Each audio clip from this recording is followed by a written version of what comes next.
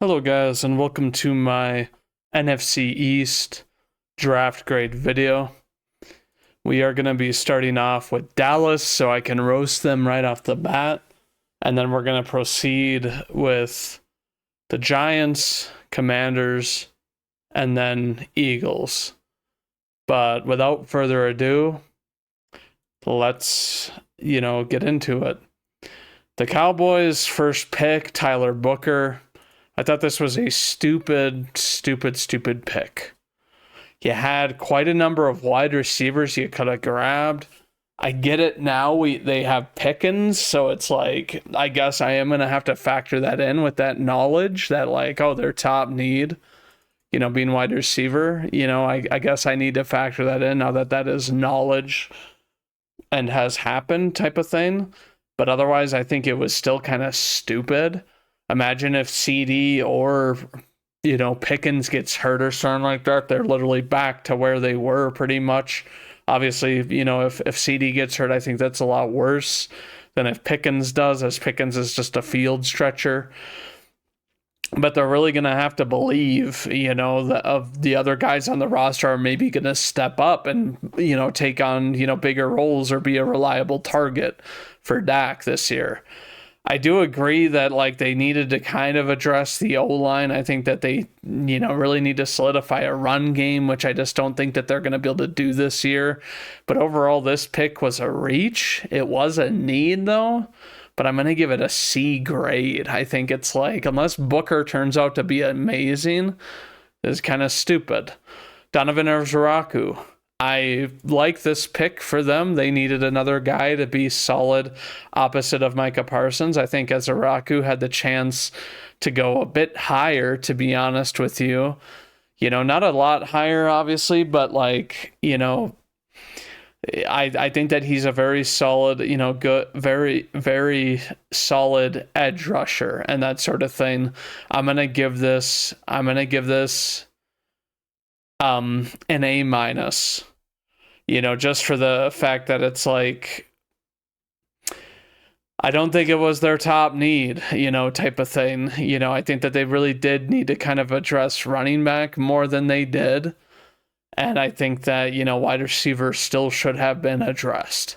Siobhan Revel, I really like this pick. This is actually my favorite pick for them. The one kind of knock I have to it is that these Cowboys cornerbacks have been getting so much praise, first Diggs, and then I can't even remember the other dude's name because their defense wasn't very good last year, but they've had two guys who have gotten a good number of picks, and it's hey, these guys are so good, even though it's more of the pass rush and bad QB play that's getting them huge production. But I think Siobhan Revel is a guy that crazy good upside, really, really fast, dropped because of his injury. But I think that, he was a guy that I actually hope that my Packers might take, type of thing. But, looking at this pick, with that being the only knock, A minus for this. Jaden Blue, the running back that they took. I just don't see this guy as a dude who's going to be a contributor. I get that it's the 5th round, but it's obviously has really good top end speed type of thing, but it's they've got guys on this team that are fast running backs. So it's what are you doing? I just don't get this pick. I'm also giving it a C. Shamar James, linebacker. An undersized guy right here. I don't know much about James, to be honest with you. So, that sort of thing. He looks like he would be a really good special teamer, I guess. I know that they do need linebacker help on this team, but does this guy start right away? I'm giving this, I guess, a B minus, type of thing. And then Cornelius, Oregon tackle. I like this whenever you add depth, a good size, played for, the Ducks type of thing. You get him in the 6th round, even though he's the 14th position rank here. I don't mind it at all. So, with that being said, I think that Dak did need a little bit of protection. I know that they only said that they needed guard here, but I just, I definitely think that Dak was getting pretty banged up last year. As much as that makes me happy, I don't like seeing guys get hurt because of that. It's just a twisted thing to wish on anybody, but yeah, Johnny Cornelius, I'm giving a B plus. Jay Toya, UCLA D tackle. They definitely had a need at this. This guy is obviously a unit, played for UCLA, 3-year starter, but it definitely looks to me like they found their Lawrence kind of replacement. Obviously, even though Lawrence isn't the same kind of player as this, but they definitely needed interior because their run defense was really, really bad. They got a guy like this. I'm giving this an A grade. Phil Maffa, running back, another running back, a guy who's obviously just really, really big. Does this guy start? This guy looks more like the workhorse guy, but clearly, it doesn't have a crazy amount of production, not bad here and that sort of thing, but big patient.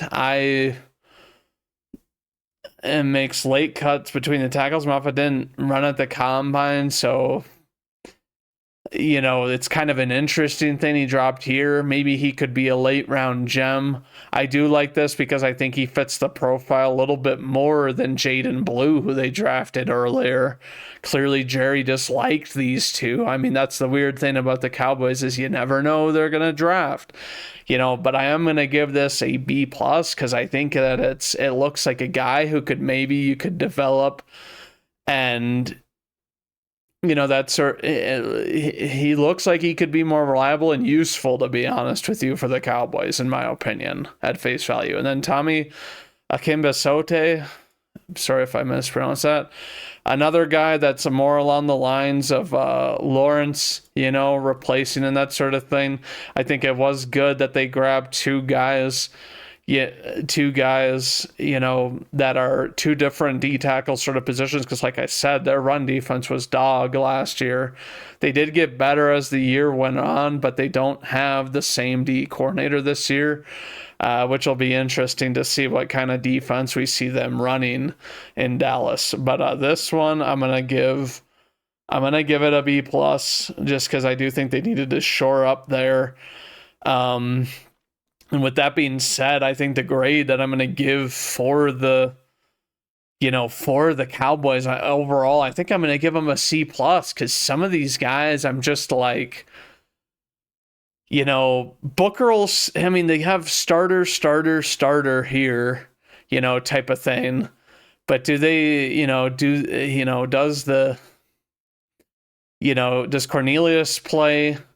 And that sort of thing. But some of these are kind of head scratchers when it's like it was a pretty good wide receiver class for like a number 2 wide receiver and they took nobody, so it's like, and I mean, the thing to me is that like Pickens is probably a 1-year rental because they're not going to be able to pay him.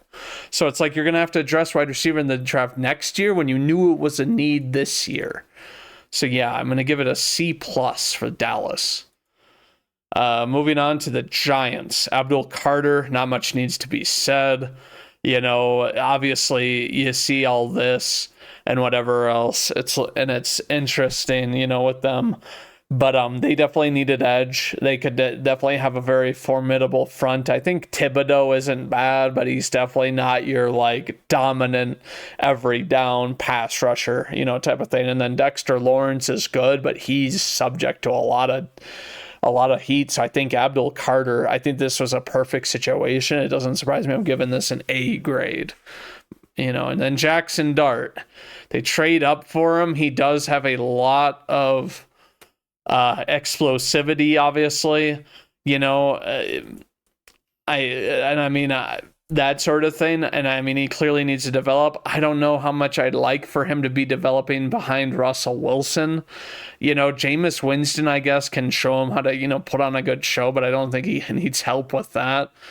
But Jackson Dart, interestingly, right here, people did theorize, oh, he might be a first rounder type of thing. It's kind of hard to grade this just because, they obviously were like, I don't think the Giants actually have a crazy amount of needs. I think a lot of their problems stem from the lack of weapons, which unfortunately they didn't really address, too much. And then their O-line a little bit. But, Jackson Dart, I'm going to give this one a B plus just because I think the upside is there, but no higher. Darius Alexander out of Toledo, D tackle. I like this. I think Alexander actually fell quite a bit. He's obviously a guy who, they list him at 6'4", 305. I thought they listed him lighter on a PFF or something like that, but he's obviously very solid. He could obviously start alongside Sexy Dexy, type of thing. I think this is a good pick as well, to kind of bolster up their defense, which is, I think, can be sneakily good if their offense is able to stay on the field a little bit more, and they don't have to play as much, type of thing. But otherwise, this one I think is very, very good. They, definitely added really good players to their O-line with Carter, and then you have Sexy Dexy, Kayvon Thibodeau, and then maybe Darius Alexander. I think that's a very solid front four with, once they get the chemistry going, it can be like the Giants teams of old with Tuck and Strahan or, and that sort of thing. But I'm going to give this pick an A as well because it was a need. And they got him later than I thought he would have went when, D tackle is also the best position. Cam Sketabo, I really like this pick by them. This guy is a bruiser. I don't expect him to be a Saquon replacement, like some would talk about, and that sort of thing. So 1,500 rushing yards and 500 receiving yards. I think this is a guy that, will definitely get a lot of snaps. Him going in the fourth as well is kind of insane to me. I thought Sketabo was like a, second round talent where it's like this guy could have went a lot earlier. So I'm going to give this also an A. Moving on to Marcus Mabau, the guard out of Purdue. I like this. I don't know much about Mabau, to be honest with you. He looks to be very, very good size, especially for guards and that sort of thing. He also played right tackle. So it's interesting. They are saying, that, his arms are short for guard. I just don't see how that's a thing, to be honest with you. Guards really just, need to have, I don't know, tenacity and strength, to be honest with you. But he looks like this guy's a speedy guy they can do a lot of things with in the run game and that sort of thing. So it's like, and then you look at who they drafted, Cam Sketabo. It's like they were saying how he had 500 receiving yards, and even was it Tracy Porter? I think it was Tracy that they had last year for their running back class. He can do a lot too. So it's like, I think that they're really looking for some sort of an identity to keep the quarterback safe. And, if Mabau starts, that's crazy value in round 5. I'm giving this a B plus. Thomas Fedone, tight end. I think that they really do need a tight end that's going to go and be very, very good. I'm trying to think of the young tight end they have that I think, is it Bellinger, actually? That's right. Bellinger. I kind of expected him to emerge, but seemingly, I don't know if it's just the offense that he's been in. I don't know if it's the QB play and whatever else, but Bellinger just hasn't, had promise after, I think, 2 years in the league, But Thomas Fedone the second, obviously, big guy, 243, crisp route runner. This guy will definitely make an impact if he plays. I guess, they haven't been getting much out of their tight end, so maybe this is one of those picks that they're like, hey, we'll have this guy compete and maybe get some snaps for sure, even though he's a 7th rounder and that sort of thing. Arm length outstanding. He looks like he has what it takes to be a really good guy in this league that went in the 7th round. I know how crazy that sounds. And I mean, I think that it's smart that if you weren't going to add, you obviously have Neighbors, you have Slayton who came back. And then it's like I said, Bellinger, hasn't really emerged. I think that if Fedon emerges, I think you have a pretty solid offense with, guys that can improve, and get better all around.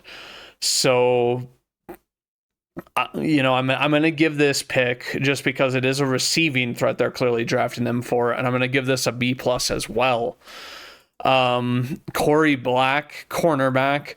I like the corners that they have on this team, but I don't ever mind, adding depth and that sort of thing, especially to a young cornerback secondary like the Giants have. So, he had 3 passes in and 12 passes defended. I think that's very solid for a very late round 7th pick and that sort of thing. So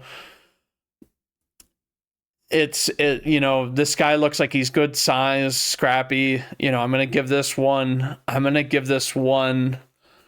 just because I think that they could have won a wide receiver. There were some of these guys that went undrafted, that you definitely could have taken a flyer on. I'm going to knock this one just a little bit because I think that you could have added another wide receiver in this draft, and I'm going to give this one a B. So overall draft grade for the Giants, I think they did very well. I think they've been drafting very well for years. They just really need the offense to kind of put it together, to be honest with you. But they haven't been drafting a lot of offense. I'm going to give them a A-, near perfect draft. Moving on to Washington. So Washington had only 5 picks. They did do very well. Besides not drafting an edge is the major knock, obviously. So it's like they get Connerly. I agree with this pick. With the way that tackles were going off the board, the fact that they got Connerly at 29, I think is solid. And that sort of thing. I think he's a guy that they can do a lot with. And then he's going to be able to protect Jaden Daniels.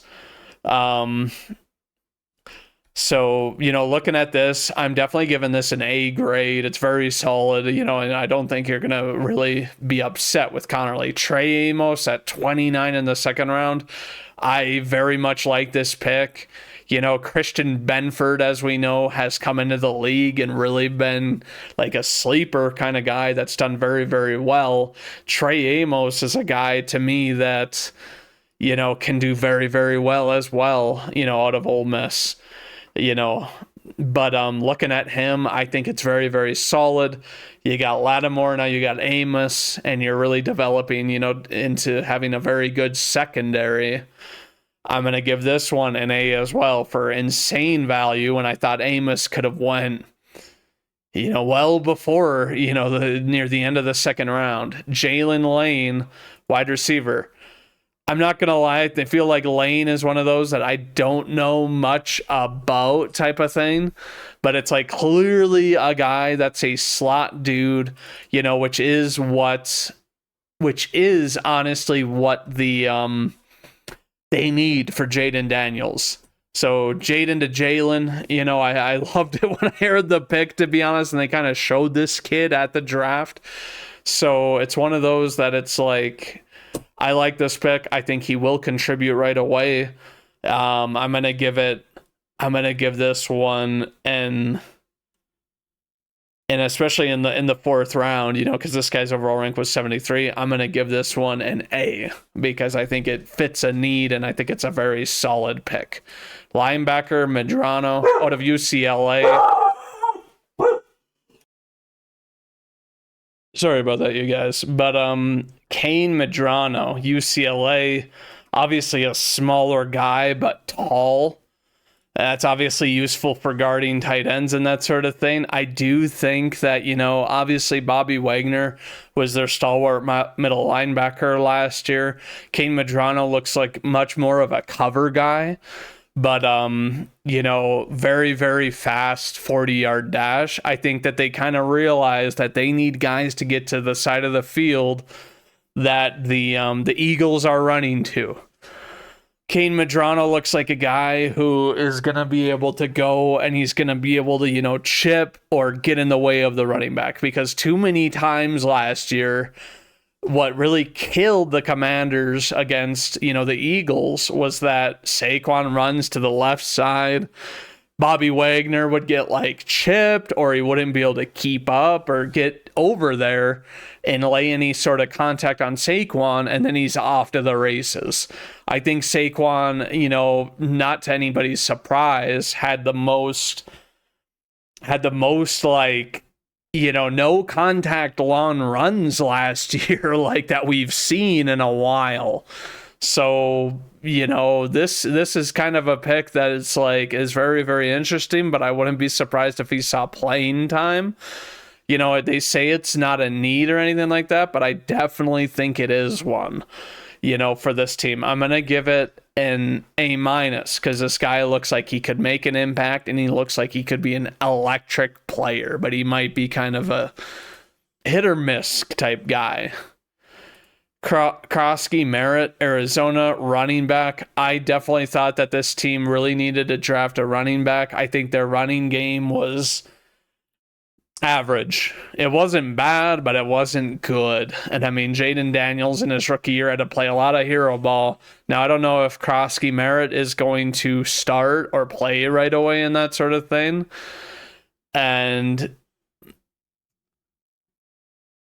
And so this guy didn't, but he rushed, for 1190. So interesting, numbers are excellent. So this guy looks like he dropped because of ineligibility. Sorry. But in any case, I think that this guy, his position rank is 26, which isn't anything, crazy high, but it's like sometimes you get these sleepers in the later round and that sort of thing. But obviously this guy doesn't catch. He's a true running back type of thing. We'll see how good it is. I think it was important that they had another running back though, and maybe they can untap this guy, in time. But I'm going to give this grade just because it is a need, and this guy looks like he could be an underlying force. I'm giving this a B+. And overall, to the Commanders, I'm going to give them a B+ grade just because I really do think they needed an edge. I think it's like you draft good players for defense, and who knows, maybe they could use, Medrano in some blitz packages. He looks quick enough for sure, to run by linemen and that sort of thing. But if you're going to have to blitz a lot, I guess I can kind of see how this might work for them this year, but time will tell with the Commanders' defense. Now, moving on to the reigning Super Bowl champions, the Eagles, who obviously had a ton of picks. So they trade back and they get Jahad Campbell, and I was like, oh, rip. This is very good. Obviously, they re-signed Bond, but they also, Dean was also a guy that was hurt last year in the postseason and that sort of thing. And they had Jahad Campbell. Jahad Campbell's going to be able to come in and do some real freakish stuff, and it's like this team just got, they lost some players in the offseason. They lost some experience, but, they definitely, kind of recoup some of it with a guy like Campbell. I'm giving this an A. I don't think much needs to be said about it. Bakuba out of Texas, safety.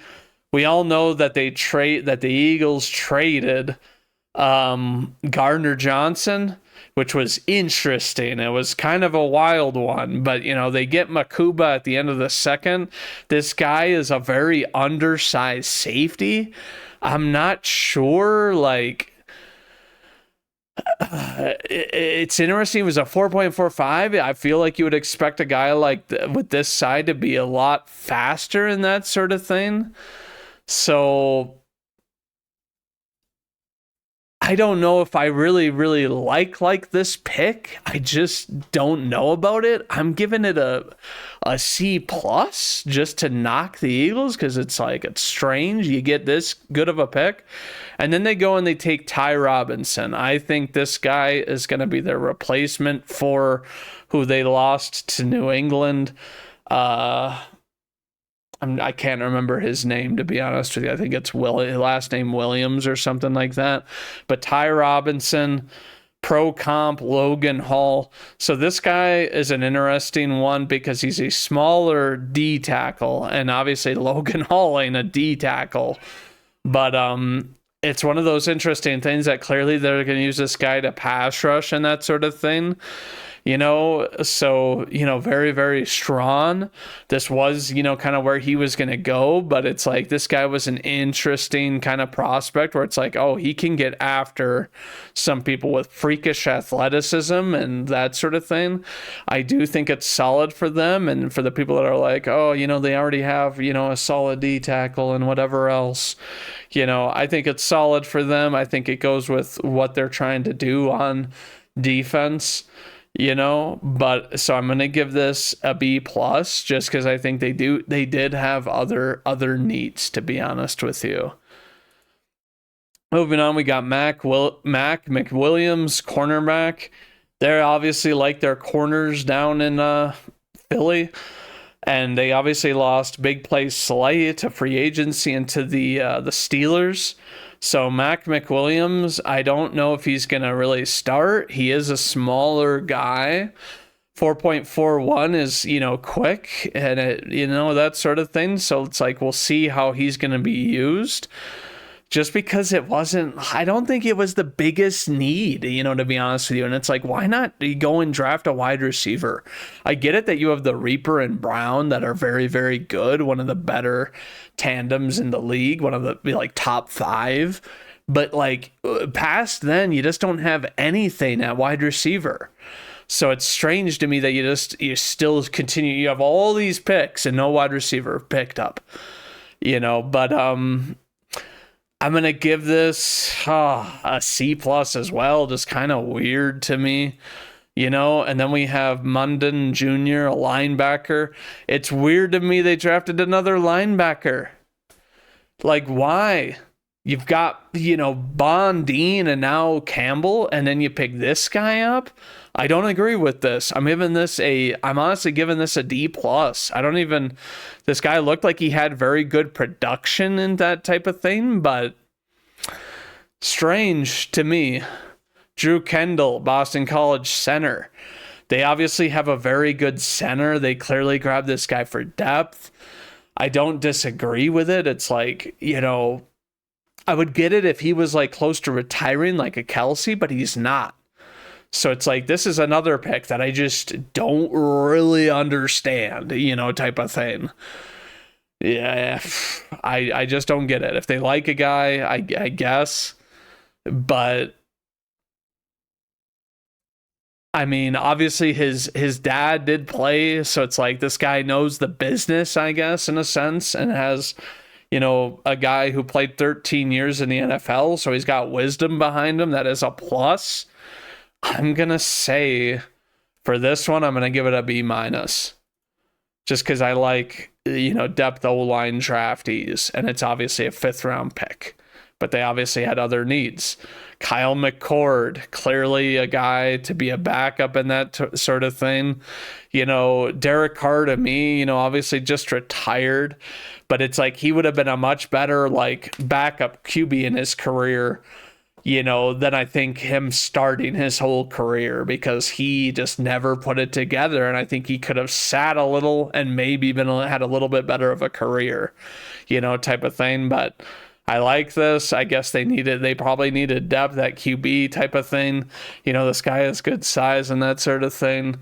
And I don't feel like the Eagles asked a lot of their QBs. Sure, Jalen Hurts, had a good Super Bowl, but before then, they really just relied on the run. So a good situation for him to go in and learn, and that sort of thing, and, maybe potentially have a starting job somewhere else eventually. Sometimes these depth guys, they're career backups, but not a bad situation to go to, as, Jalen Hurts is about as sturdy as they come for QBs. I'm going to give it a B grade. Miles Hinton, tackle. I don't mind this, and this guy fits that kind of mauler kind of mode who knows if this guy is going to be the successor to Lane Johnson or something crazy, you know, in a few years. And we're going to be like, why did this guy fall to the sixth? But he's learning from a, you know, future Hall of Famer in Lane Johnson. So it's like, you know, if this guy develops, then he's the one that's, you know, blocking your edge rushers in a few years to come or something. You know, it'll be an ingenious pick. I'm giving it an A- just because I do think that might be their plan with this guy. You know, going on to Cameron Williams, here's another tackle, you know, solidifying type of thing. So, you know, obviously, you know, can get to the second level, can do quite a lot here type of thing. And like I said, fits the size and Mauler personality where it's like sometimes these guys are going to run up field and going to have to pancake a linebacker. I like this. I'm going to give it an A- as well, just because who the heck knows? And, you know, we've seen, you know, and here's the interesting thing. Kyle McCord or I'm sorry, Miles Hinton or Cameron Williams could be plugged in at guard because they, you know, Mekhi Becton left and he was obviously a crazy large guard, you know, for them, you know, last year. So it's like, it would not surprise me if they plugged one of these guys in or if they were in a competition for guard or something like that, because clearly the Eagles don't play by the same rules of like, yeah, you know, we'll take a 6'6" guy and plug him at guard with big legs and long arms. But Antoine Powell-Roland, you know, they needed edge. They obviously get a lot of pressure through the interior and that type of thing. And, you know, their guys really, really maul down there. Powell Ryland, I do actually really, really like. I think this was a great pick for them, you know. So very, very good guy. Has good size as well. You add like 10 pounds to this dude and he could be a force. And then in the 6th round, I'm giving this pick just because he might not see playing. I mean, he probably will see playing time, I feel like, just because they needed edge really badly. I'm giving it an A- just because like this guy could be a boom or bust, you know, at this level. But overall for the Eagles, I liked a good number of their late picks, even though they don't look like they will start right away potentially, or they'll have to compete or learn for years. Obviously, this was a team that had a very, very complete roster, and I do think they had one of the better first steals in the first round, you know, type of thing. But overall, for this draft, I'm giving the Eagles a B just because some of these picks I just don't get, you know, and it's kind of bizarre. You know, they should have taken a wide receiver. And that's my huge knock on them. And maybe a guy that's, you know, would have been going a little bit higher at edge or something like that. And it's like they had so many picks, not that they had a ton of needs and that sort of thing. So it's like, and I mean, the Super Bowl winning team typically doesn't have a ton of needs, like, you know, but can they do it the same way they did last year when everyone's going to know and be gunning for the Eagles? But that's going to do it for this video. Tell me what you guys think. Tell me what your favorite picks were from these teams, you know, and whether you agree with me that like some of these were real head scratchers. But as always, this is Cast, and I'm your host, Casty Streeter. And as always, go Pack, go.